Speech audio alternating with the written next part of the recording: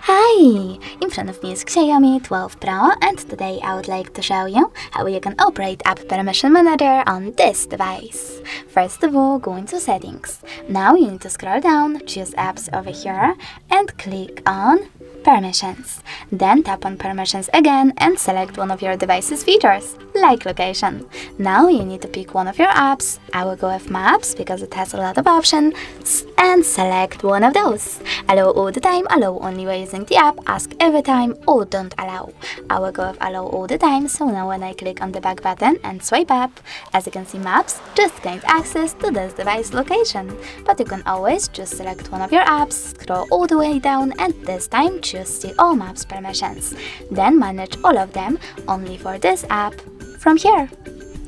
Thanks so much for watching. If you enjoyed this video, don't forget to leave a like, comment, and definitely subscribe. Bye!